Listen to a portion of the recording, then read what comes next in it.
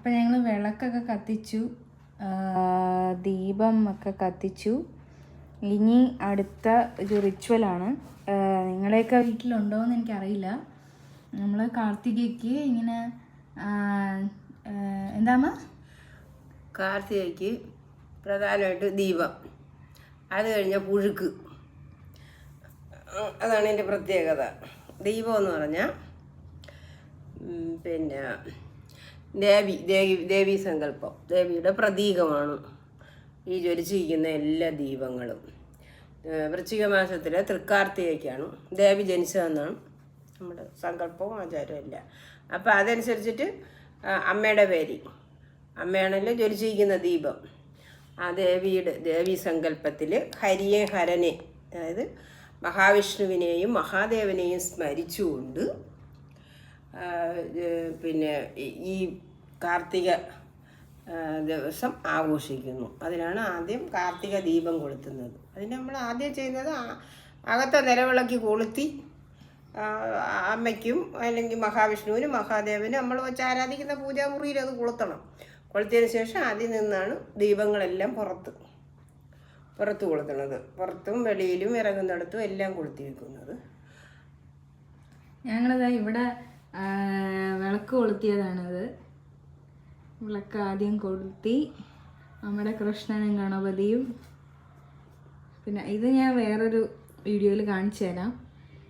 ഒരു വീഡിയോ വരുന്നുണ്ട്, നമ്മുടെ കൃഷ്ണൻ്റെ ഒരു വീഡിയോ വരുന്നുണ്ട്. ഇനി അമ്മ അതുപോലെ ഈ കുട്ടിക്കാലത്തൊക്കെ എന്ന് പറഞ്ഞാൽ അമ്മയുടെ കുട്ടിക്കാലത്തൊക്കെ എങ്ങനെയായിരുന്നു കാർത്തിക എന്ന് പറയുന്നത്? അന്ന് തന്നെയായിരുന്നു ആഘോഷങ്ങളും. അന്ന് നമുക്കത് ആഘോഷമാണ്, സന്തോഷമാണ് കാർത്തിക എന്ന് പറഞ്ഞാൽ.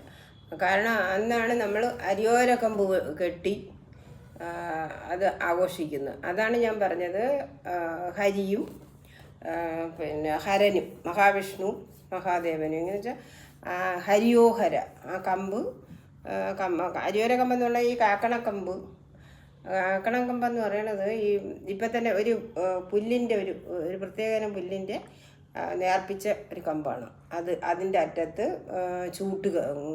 ചൂട്ടെല്ലാം വെച്ച് കെട്ടി, അതിൽ തിരച്ചീല വെച്ച് കെട്ടി, അതിൽ എണ്ണ മുക്കും, എന്നിട്ട് ചാരി ഇങ്ങനെ വയ്ക്കും. അന്ന് ചിലപ്പോൾ സ്കൂളുള്ള ദിവസമായിരിക്കും, ചിലപ്പോൾ സ്കൂളില്ലാത്ത ദിവസമായിരിക്കും. പക്ഷെ ഇപ്പോൾ സ്കൂളിൽ നിന്ന് കിട്ടുമെന്ന് ഇതാണ് ഒരുക്കം.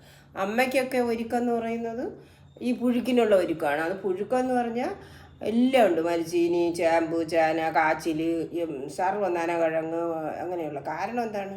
ഇതെല്ലാം പ്രകൃതിയുമായി ബന്ധപ്പെട്ടിരിക്കുന്നു. അപ്പം ഈ പുഴുക്കെന്ന് പറയുന്നത് പിന്നെ കാർഷിക മഹോത്സവത്തിൻ്റെ ഭാഗമാണ്. അതായത് കാർഷികമായി വിളവെടുപ്പ്. അതിപ്പോൾ കേരളത്തിലല്ല, ഇന്ത്യയിൽ നമ്മുടെ എല്ലാ സംസ്കാരത്തിൻ്റെ ഭാഗം കാർഷിക വിളവെടുപ്പാണ്. അതിൻ്റെ മഹോത്സവമാണ്. അതുകൊണ്ട് തന്നെയാണ് നമ്മൾ ഈ ദീപങ്ങളെല്ലാം കത്തിച്ചിട്ട് അന്ന് ഓരോ ഈ അരിയോര കമ്പിലും ദീപം ചാരി വയ്ക്കും. ഒരു വീട്ടിൽ എത്ര മക്കളുണ്ടോ അത്രയും പേർക്കും അത് ഇങ്ങനെ കമ്പിൽ ഞാൻ നേരത്തെ പറഞ്ഞ പോലത്തെ ദീപം ഇങ്ങനെ ഉണ്ടാക്കി ഈ വിളക്കിൽ നിന്ന് കൊളുത്തി കൊണ്ടുപോടും.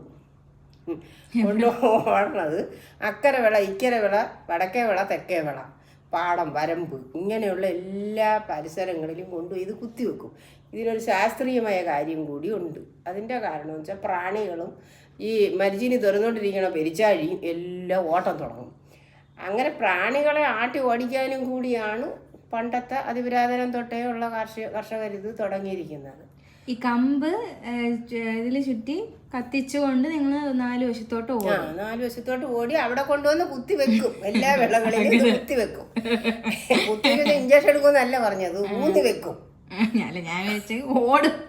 അങ്ങനെ തന്നെയാണ് ഓടുന്നത്. എന്നുവെച്ചാൽ ഇത് സത്യത്തിൽ എല്ലാം കാർഷികമായിട്ട് ബന്ധപ്പെട്ടിരിക്കണം. എന്തുകൊണ്ടാണ് ഇതിൻ്റെ കൂടെ ഇത് തിരിച്ചു വന്നിട്ട് ഈ പുഴുക്ക് എല്ലാം പുഴുങ്ങി ഒരു മുറത്തിനകത്ത് ഇല വെച്ച് കമത്തി വെച്ചേക്കാണ് മൊത്തം. ഒരുപാടുണ്ട് ഇത്രയും മക്കൾക്ക് കഴിക്കാൻ. ഈ എല്ലാ പരിസരത്തുള്ളവരും ഇത് തന്നെയാണ് ചെയ്യുന്നത് ഒരു നാട്ടിൽ. അപ്പോൾ അതാണ് ഞാൻ പറഞ്ഞ ദീപത്തിൻ്റെ ഇതിൽ പ്രാണികളും ഇതെല്ലാം ഓടും. ഇത് ദേവീ സങ്കല്പവുമാണ്. ഇതാണ് തൃക്കാർത്തിക ദിവസമാണ് ദേവി കാണിച്ചത്. അപ്പോൾ ദേവീ സങ്കല്പമാണ്. അപ്പം ഈ പുഴുക്കൊക്കെ കഴിച്ചു കഴിഞ്ഞാൽ പിന്നെ പിന്നെ അത്താഴം അങ്ങനെയൊന്നും വരില്ല. ഈ കാർഷിക ഇതുമായിട്ട് ബന്ധപ്പെട്ടത് കൊണ്ടാണ്, എല്ലാം നമ്മുടെ ഇതുമായിട്ട് ബന്ധപ്പെട്ടത് കൊണ്ടാണ് മമ്മൂട്ടി പറഞ്ഞത് കർഷകൻ കാലിൽ ചേറിൽ കാല് വയ്ക്കുന്നത് കൊണ്ടാണ് പിന്നെ നമ്മൾ ചോറിൽ കൈ വയ്ക്കുന്നത്. അതെന്തുകൊണ്ട് അങ്ങനെ പറഞ്ഞെന്ന് വെച്ചാൽ അത്രയും പ്രാധാന്യമാണ് നമ്മുടെ കാർഷിക അഭിവൃദ്ധിക്ക്. അപ്പം ഈ പുഴുക്കെന്ന് പറയുന്നത് ഇതിനെ ഈ എന്താണ് അതിന്റെ കിഴങ്ങിനെ വേവിക്കുന്നത് അല്ലേ? കിഴങ്ങുകൾ, അതായത് ഞാൻ നേരത്തെ പറഞ്ഞില്ലേ നാനകിഴങ്ങും കാച്ചിലും ചേമ്പും ചേനയൊക്കെ. കിഴങ്ങെന്ന് പറഞ്ഞ് നാനകിഴങ്ങെന്ന് പറഞ്ഞാൽ ഒരു തരം കിഴങ്ങ് തന്നെയാണ്. ഈ ചെറുവള്ളിക്കിഴങ്ങ്, നാനകിഴങ്ങ്, കാച്ചിൽ, ചേന. അതിൽ കാച്ചിൽ ചെത്തും, തൊലി എത്തും. ഈ നനകിഴങ്ങ് ചേമ്പ് ചേന എല്ലാം കൂടെ കഴുകി വേറെ ഒരു പ്രത്യേകം കലത്തിയിടും. ഇത് മൊത്തത്തിലാണ് മുറത്തിൽ തട്ടണത്. എന്നാൽ ഒരുപാട് പേരില്ല. അന്ന് അത്താഴമല്ല, പിന്നെ കരിക്ക് കുടിക്കും. ഇതിൻ്റെ കൂടെ എല്ലാവരും ഓരോ നീരണ്ട് കരിക്ക് കുടിക്കും. ഇതെല്ലാം വൈറ്റമിൻ സാധനങ്ങളാണ്.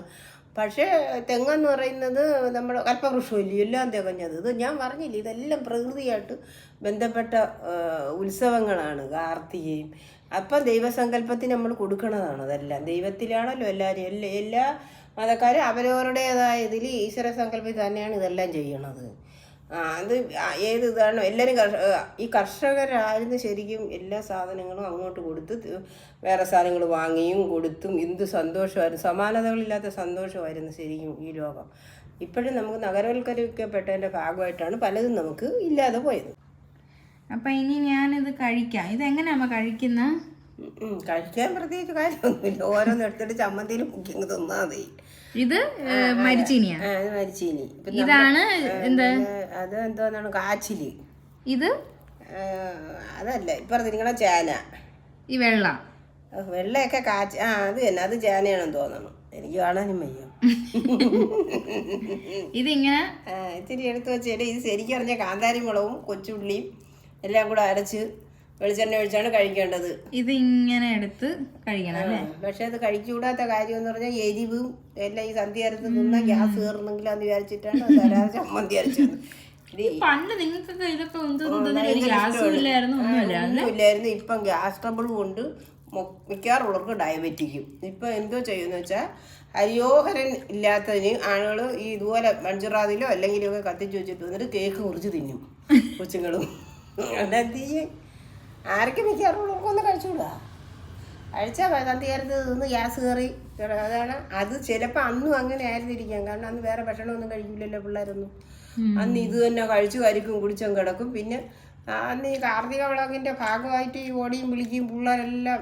ഇതാണ് ഞാൻ പറഞ്ഞില്ലേ, ടയർ കത്തിച്ച് ഉരുട്ടി അങ്ങോട്ടടി ഇങ്ങോട്ടടി ബഹളങ്ങളും എല്ലാം കഴിഞ്ഞ്. ടയർ കത്തിച്ച് ഉരുട്ടുന്ന അത് ഈ പഴയ വണ്ടിയിലെയൊക്കെ ടയറും ഇതൊക്കെ അവിടെയൊക്കെ ഇരിക്കും. അതിനെല്ലാം എൻ്റെ സഹോദരന്മാരൊക്കെ പറഞ്ഞില്ലേ, എനിക്ക് 3-4 സഹോദരന്മാരല്ലേ, അവന്മാരെല്ലാവരുടെ അമ്മമാരെ പരിപാടി എന്ന് പറഞ്ഞാൽ ഈ ഇതെല്ലാം അരിയോരകമ്പൊക്കെ ഊന്നി വിളിച്ച് വെട്ടമൊക്കെ കത്തിച്ച് എല്ലാം കഴിഞ്ഞതിന് ശേഷം ഓരോരുത്തരും ഈ ടയറിൽ കത്തിച്ച് താഴേന്ന് മേലോട്ടും മേലെന്ന് താഴോട്ടും ഒക്കെ ഉരുട്ടും. അവസാനം ഓരോരുത്തരുടെ ടയറുകൾ അവിടെ ഇവിടെ ഉരുണ്ടു പോകും. എൻ്റെ ടയർ അങ്ങോട്ട് പോയി, നിൻ്റെ ടയർ. അവസാനം ഒരു അടിയും വിളിയും കഴിഞ്ഞ് അച്ഛൻ കമ്പെടുക്കുമ്പോഴാണ് ഈ അരിയോഹരം തീരണത്. അത് കഴിഞ്ഞ് പിന്നെ തിരിച്ചു വരും. തിരിച്ചു വന്നിട്ടാണ് പിന്നെ ഇരുന്ന് തിന്നും കിടന്നും തിന്നും. അങ്ങനെയാണ്. കാരണം അത് 1-2 ഇതുപോലെ ഇത്തിരി ഒന്നും അല്ല പുഴുങ്ങണത്. ഇതിൻ്റെ കിഴങ്ങി പുഴുങ്ങിക്കൊണ്ട് വെച്ചേക്കാണ്. അതാണ് വിളവെടുപ്പെന്ന് പറയുന്നത്. കൃഷി ചെയ്തേക്കാണ് ഇഷ്ടം പോലെ. അതിൻ്റെ ഐശ്വര്യവും സാമർഥ്യവും ഒന്ന് വേറെയാണ്. അതാണ് തൃക്കാർത്തിക ദിനം, അതിൻ്റെ ആഘോഷം. അപ്പം ഇതാണ് തൃക്കാർത്തിക. അപ്പം ഇനി ആർക്കും ഡൗട്ടൊന്നും ഇല്ലല്ലോ അല്ലേ? അപ്പം നമുക്ക് ഇനി വേറൊരു വീഡിയോ ആയിട്ട് കാണാം. ബൈ.